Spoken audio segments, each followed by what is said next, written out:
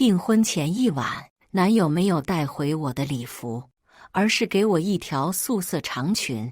订婚礼服换成这个，我接过收好，转头就刷到了他小青梅的微博，上面晒出了我那被换掉的礼服，以及一句话：只是多看了一眼就送给我了。某人真的不要太爱哦，明天还非要陪我给狗狗过生日，说不重要的事推迟就行。紧接着，我收到了男友的信息：公司有事，我们的订婚推迟吧。我握着手机，冷冷应下，但不是推迟，而是取消。大家好，开始今天的分享之前，希望你能给人间烟火点个订阅，我将会分享更多优质的内容。陆景辉要走的时候，我正收拾着自己的衣服，一件件熨平装进行李箱。他没有注意到我的动作，只是语气轻快通知我，今天公司临时要开个会，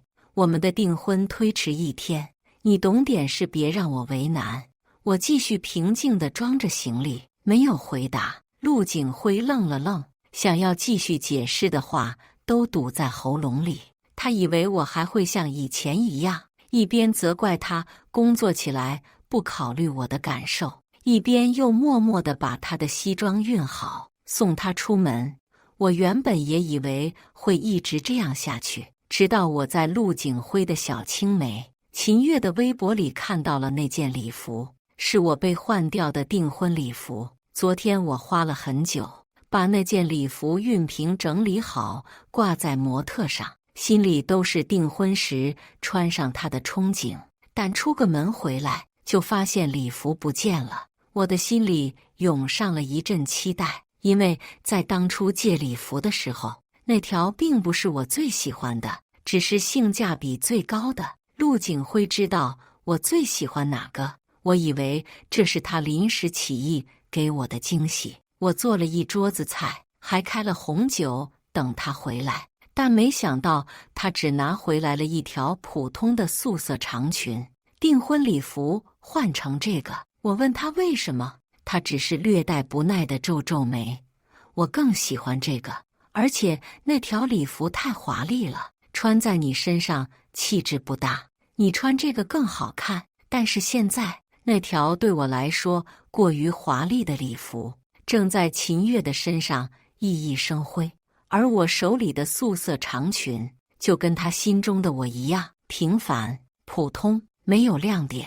就算已经打理到了最好，也没有裁剪精良又镶了钻石的礼服来的惊艳。原来这就是我们在他心里的价位。秦月的微博里还配了一段话：只是多看了一眼就送给我了，某人真的不要太爱哦，明天还非要陪我给狗狗过生日，说不重要的事推迟就行。我心里憋着一口气，不信陆景辉会这么看清我们的感情，更不信陆景辉会这么看清我。但是现实给了我一记响亮的耳光。陆景辉走到我身边，终于看清了我的动作。他开口，但不是关心我，语气中带了点责备：你怎么熨的都是自己的衣服，一会儿我穿什么出门？算了算了，我随便穿一件吧，下次记得先熨我的。走到门口时，他终于看清了我动作，惊讶地问我：你收拾行李干什么？我就加个班，你就生气了？我再也忍不住，掏出手机调出了秦月穿着礼服的照片。秦月她，但没想到陆景辉刚听到秦月的名字就不耐烦地打断，甚至一个眼神都不愿分给我，径直叹息着出门。我真的是去加班，你提月月干什么？你就非要闹吗？这么多年了，你还是学不会月月的一半吗？大门砰的一声被甩上，就像我们7年的感情一样戛然而止。我点击手机结束录音，随后通知了两边的亲戚们，我给他们拉了个群，直接把秦月的微博截图和刚刚陆景辉的语音都发在了里面，并且清清楚楚地说明了前因后果。是陆景辉对不起我在先，现在我们已经分手了，订婚取消，我不会不长嘴的让自己白白受气。收拾好自己的东西后，手机响了，是我学校的导师给我打来的电话。程秋，你真的决定要出国留学了吗？虽然我很推荐你去，但是你之前为了陆景辉几次都拒绝了，我有点不放心啊。我笑了笑，放心吧，老师，这次我是真的决定好了。我是学习心理学的，现在学校有申请国外科研实习项目的机会，导师给我推荐了好几次，这个机会很难得，希望我能过去历练一下。我也很想去，不仅能接触到更先进的研究理念和方法，还能接触到更广阔的职业发展空间。但是唯一让我犹豫的就是陆景辉。陆景辉有严重的分离焦虑，他父母做生意很忙，所以很小的时候他就被寄宿在亲戚家，这个亲戚厌烦了，就被送到另一家，像皮球般的被踢来踢去，这让他心理严重失衡，甚至不能跟周围人建立关系。转到我们高中的时候，已经是他待过的第42个学校了。那时最孤单的就是体育课自由活动，所有人都成双结对地玩着游戏，或者围坐着聊着天，只有陆景辉坐在阴影里，羡慕地看着其他人。我看着他期待又谨慎的双眼，想起有关他的传言，心里忽然涌起了一丝同病相怜。他落寞的神情和我记忆中曾经的自己重叠在了一起，心一软，我招呼着他往教室走。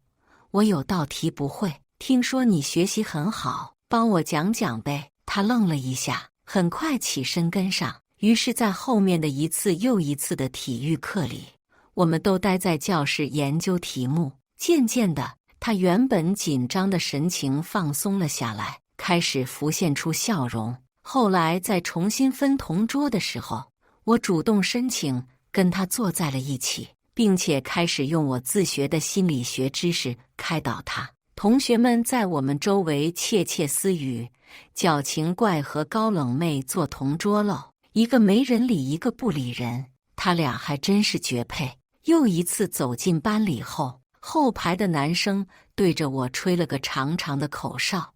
高冷妹，你为什么对他那么好啊？他是你对象还是你的小白鼠啊？都说喜欢心理学的是因为自己心里有病，你心里有什么毛病啊？我还没来得及反应，陆景辉就从我身后冲了出去。他一向想跟同学们交好，那是他第一次跟他们起冲突。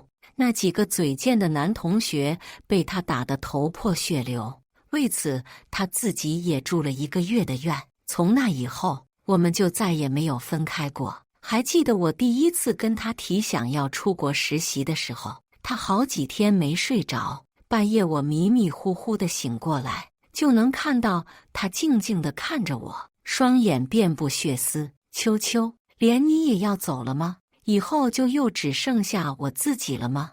我心软得一塌糊涂，再也没提过出国的事。但没想到这次被剩下的是我。手机震动，导师给我发来消息：心向远方扩，不随岁月新。程秋，任何事情都会是成长。流程那边我已经给你提交了，好好准备，我相信你。我笑了笑，回了个好。刚走出家门，陆景辉的电话就打了过来。他怒气冲冲：程秋，你刚刚跟他们瞎说什么？你知不知道他们现在都开始骂月月了？你赶紧去澄清清楚，再公开给月月道歉。我冷声：我道歉什么？你们一对狗男女越界搞暧昧，难道不是事实吗？为了去陪他的狗过生日，竟然要延迟订婚，还把我的礼服给他穿。盖楼被骂800条的脑残爸，总都没你脑残。你妈当初生你的时候，是不是把你扔了，把胎盘养大了？程秋，陆景辉大喝一声，声音里的怒意盖不住：你别太过分了，月月只是挺喜欢那件礼服，想试穿一下而已。我以前怎么没发现你是个这么小气的人？就连一个小女孩的醋都要吃。秦月委屈的啜泣声响起。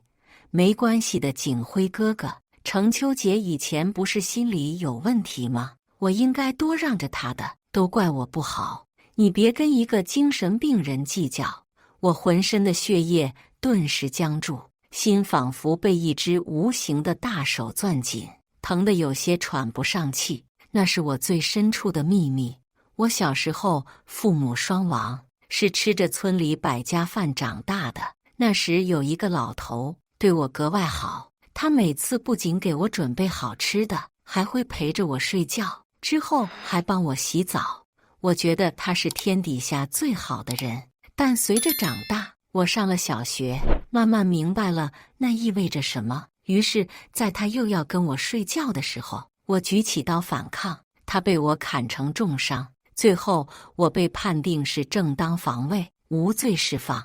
但老头丑恶的嘴脸却深深地印在了我心里。之后的10多年，每次看到陌生人，我都会心悸。我渴望温暖，却怎么也走不出那个怪圈，精神也每况愈下。所以当初看到孤立无援的陆景辉时，我才会想要帮助他。但没想到我最不堪的往事，竟然早就变成了他哄小青梅开心的八卦。心慌再一次席卷了我，我几乎是想立即落荒而逃。电话那边的声音难得一顿，我听到陆景辉有些慌张，责备着秦月：“你说这些干什么？不是早就跟你说了不能提的吗？”秋秋，他不是那个意思。没听他说完，我僵硬地挂断了电话，拿上行李，马不停蹄地去外面的酒店开了房间。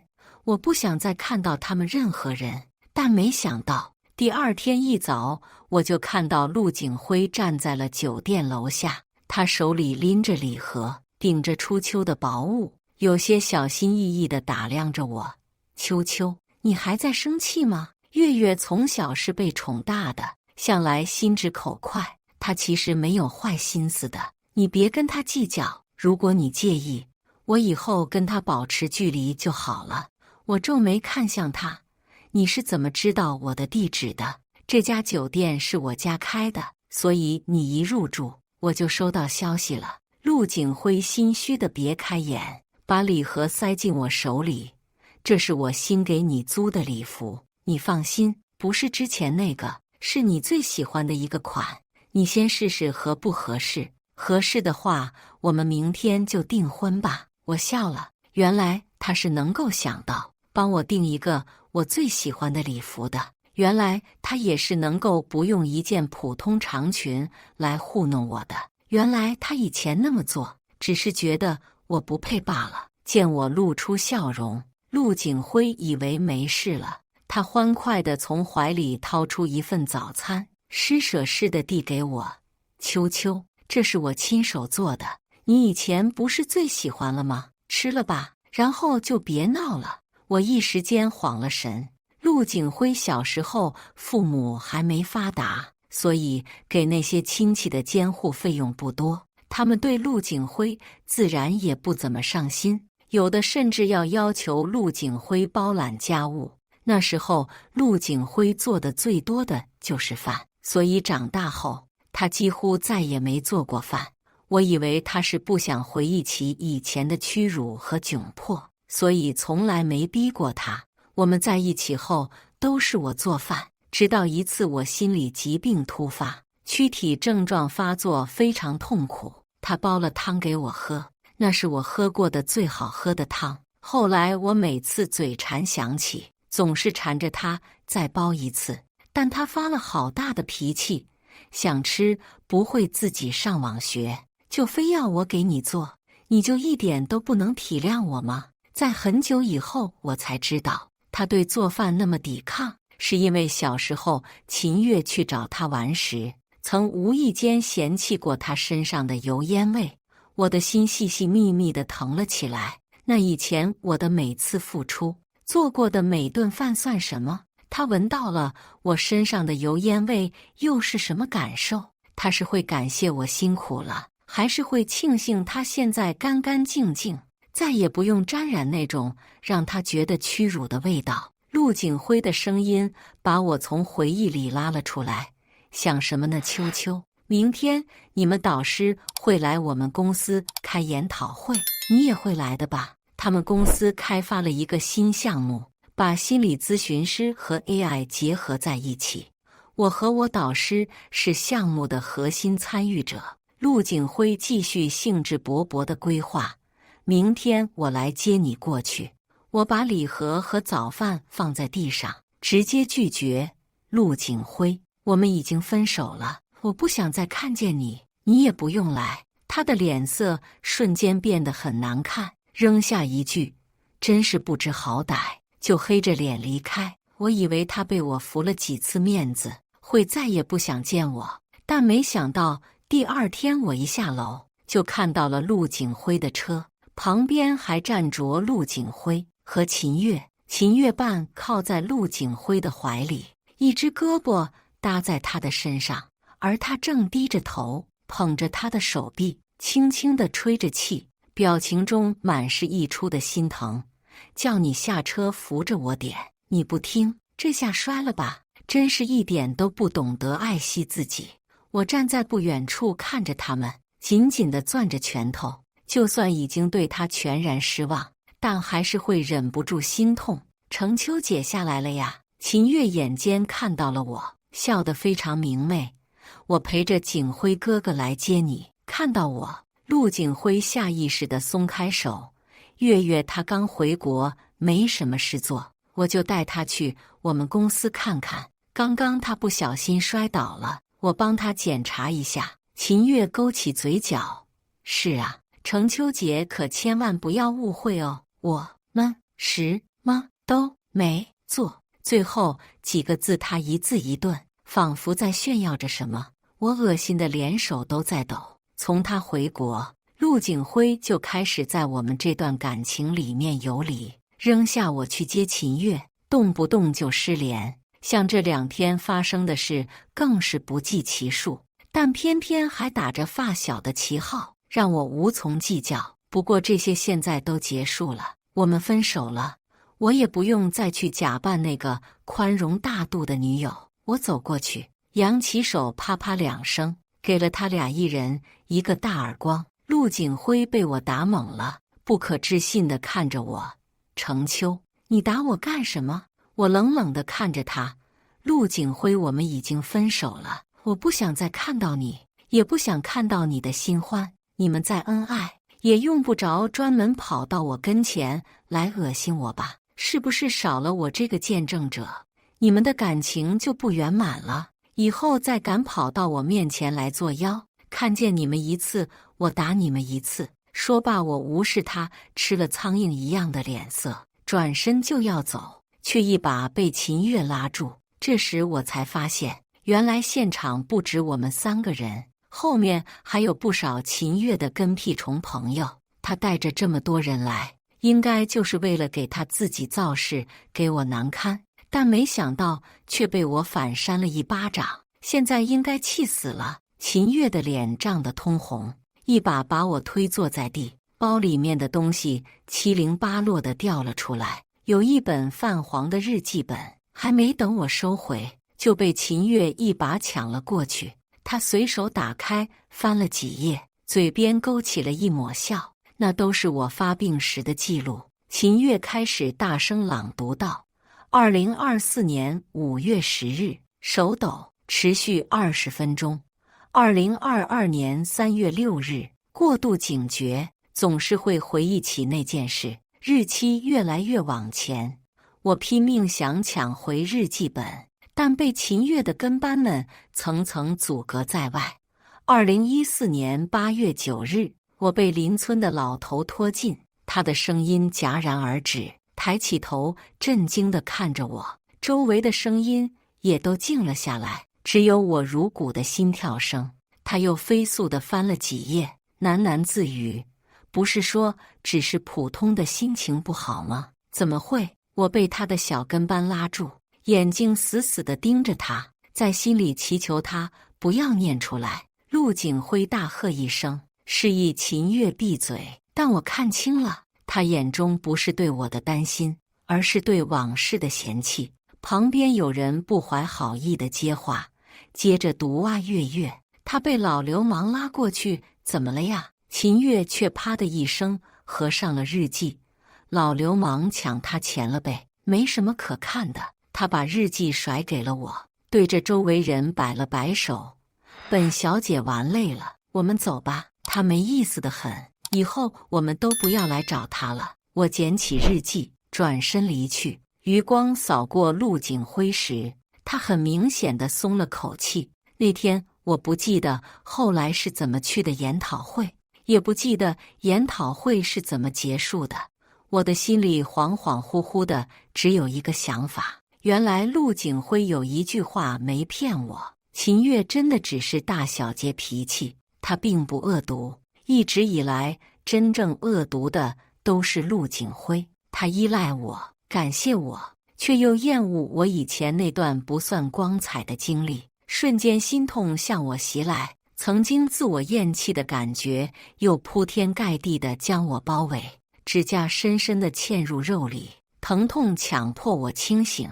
我告诉自己，不要被他影响，那些被他所厌弃的过去都不是我的错，相反，我一次次在泥泞中跌倒又站起，好好生活。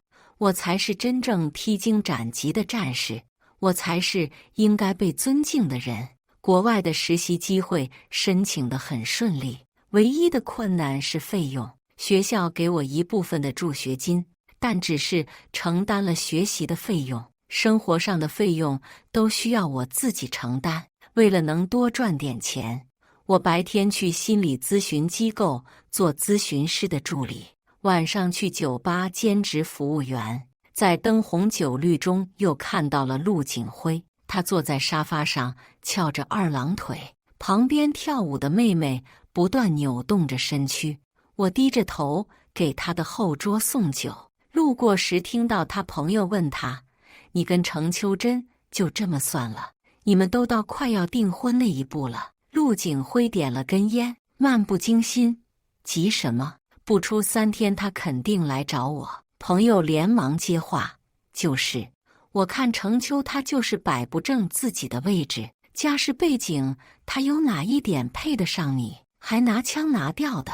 我们陆哥只要招招手，有多少美女都排队等着呢？要我说，可能都用不了3天，说不定今天他就能给你打电话。”陆景辉没说话，嘴边勾起一抹得意的笑。以前我们吵架，确实都是我先低头，因为我知道他的病，我担心如果我长时间不理他，他会受不了。但是现在不会了。我送完酒，转身离开，却没想到被他朋友眼尖的看到。哎，那不是程秋吗？陆景辉向我投来一个早就料到的目光，高傲地向后一靠，像是在等着我先开口。他朋友在一旁起哄：“程秋，你不会是出国没有路费，来这特意偶遇我们陆哥，想要分手费吧？”陆景辉的眉头瞬间皱起：“什么路费？什么出国？你要出国？”程秋申请了国外实习的机会，你不知道。陆景辉的脸色变幻莫测，咬牙盯着我：“你不是答应过我不会再出国了吗？这么快就出尔反尔，背信弃义。”我不可思议地看着他：“我们都分手了，我爱去哪跟你有个屁的关系？而且背信弃义的好像是你吧？别像个怨公一样。”他盯着我看了一会儿，露出一个志在必得的笑：“如果你非要分手出国，那就把以前我给你花过的钱都还给我，否则我就跟你们学校举报你品行不端，没有资格代表学校参加这次实习。”我愣住了。以前陆景辉在钱上对我确实还算大方，我大学的学费、生活费都是他给的。那时陆景辉不愿意跟其他的心理咨询师沟通，只有我还好一点，于是我几乎把所有的时间都放在了他的病上，学习、研究，跟其他人讨论他的治疗方案。让我没时间做兼职赚钱。他把我拥在怀里，那就把这些钱当作我给你的咨询费吧。但没想到连这都有要还给他的一天。我粗略地算了一下，大概有7、8万，不多。但是就算把我这段时间的积蓄掏空，也不够。我的心一点点地沉了下去。他是想用钱卡死我。突然，一道清脆的女声响起：“有没有出息呀？分手了纠缠人家不放，还舔个脸想要钱，传出去陆叔叔的脸都被你丢尽了。”秦乐师释然地走了过来，丢给他们一人一个白眼。一群富二代自己连屁也没干出来，还好意思为难人家？你们的脸是千层底吗？在座的人脸上都一阵红一阵白。秦月从包里掏出一张卡，嫌弃地丢给了陆景辉，里面有20万，不够再跟我要。说罢不顾陆景辉的怒吼，拉着我出了门。外面的景色阑珊，秦月靠在栏杆，落寞开口：“他喜欢你，但却瞧不起你；他瞧得起我，却不喜欢我。爱情有时候真的很有意思。”秦月拿出了一张卡塞进我手里，这里面还是20万，作为你的启动资金吧。我沉默着没动，他表情不自然地拨了拨长发。那家酒吧是我朋友开的，我去过几次都看到你了，就知道你肯定是缺钱，别自作多情啊！我才不是跟你道歉呢，我这是投资你，我这叫有商业眼光。霓虹灯落在他脸上，投出五彩斑斓的光，不仅有黑暗，还有明亮的地方。我笑着冲他眨眨眼：“我原谅你了，老板。”他扑哧一笑，转过来坦诚地看着我：“那就祝你成功。”我抱住他，在他耳边轻声道：“其实陆景辉只给我花了8万，你钱给多了。”他的身体一僵，低声骂了句，就怒气冲冲地回去要钱。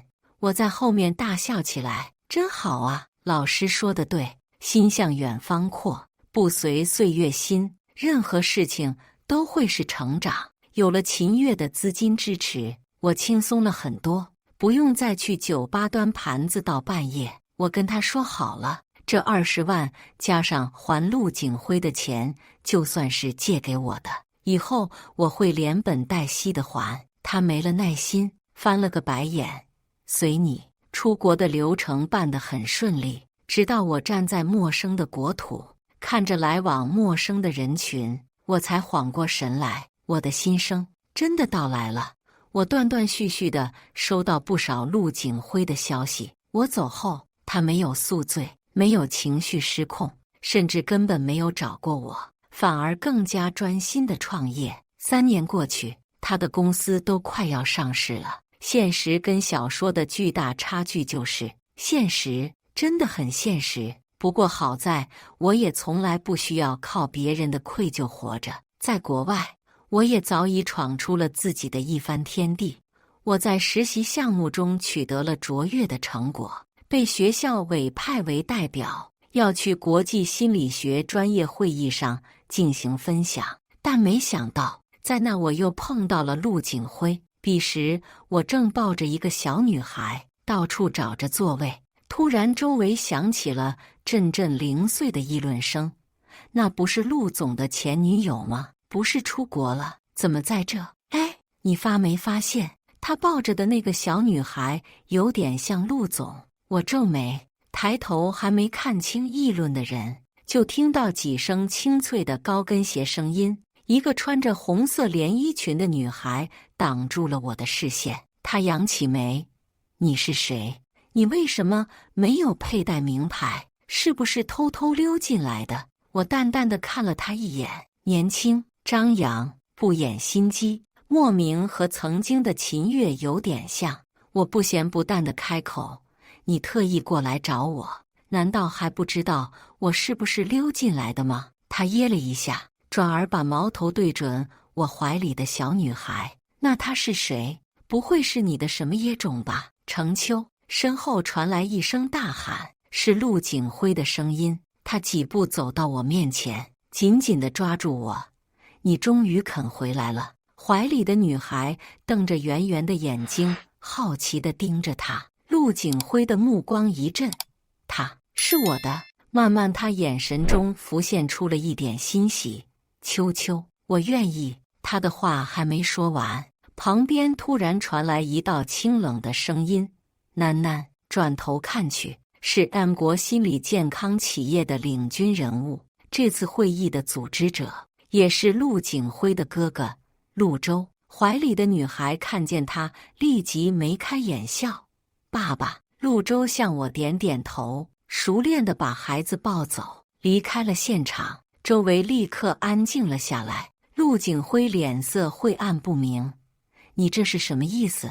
你跟了陆舟？他收起脸上的欣喜，转而讥讽：连我都看不上你，他能看得上？怎么？难道是你小时候救过他的命？我叹了口气。言情小说里，女主救过男主的命是最常用的手段，因为只有这样，男主才会爱上一个家世、能力、相貌都低于自己的人。可我并不平平无奇，我也不需要命运给我安排这样的桥段。更何况，我跟陆舟什么关系都没有，我是他们企业的技术顾问。刚刚的孩子只是陆舟去卫生间拜托我帮忙照看一下而已。红裙子女孩仿佛抓住了把柄，对我投来一个鄙夷的目光。姐姐，都3年了，你不会连入场券都没拿到吧？还要靠陆总的哥哥才能进来。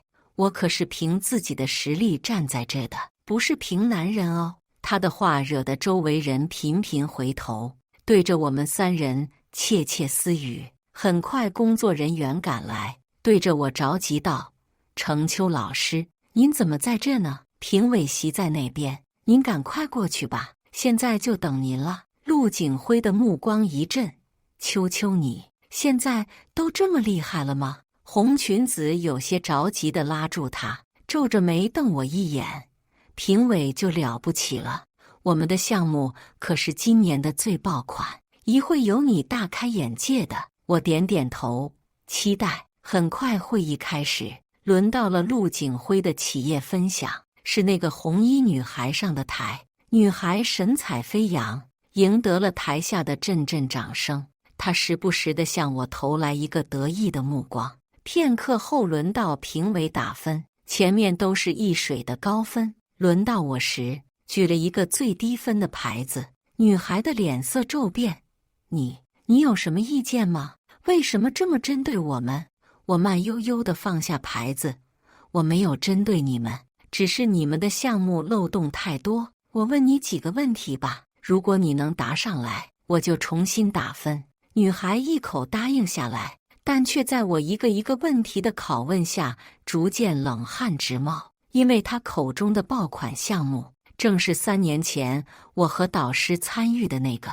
当初项目在研发时就遇到了很多问题，难以解决。也正是因为这些问题，导师才强烈推荐我出国，希望能够寻找到更好的解决办法。没有人比我更了解那个项目，但是我没想到的是，这3年陆景辉光顾着圈钱，竟然一点都没去解决那些问题。女孩的脸色越来越差，最后气呼呼地下了台。会议结束后，陆景辉走到了我面前，目光欣喜：秋秋，几年不见，你已经这么厉害了。我刚刚打听清楚了，你跟那个孩子没有关系，也跟我哥没有关系。明天你有时间吗？我们一起吃个饭，就去你最喜欢的那家餐厅好吗？我没有看他，径直离开。被我服了面子，他也不生气，转而开始亦步亦趋地跟着我。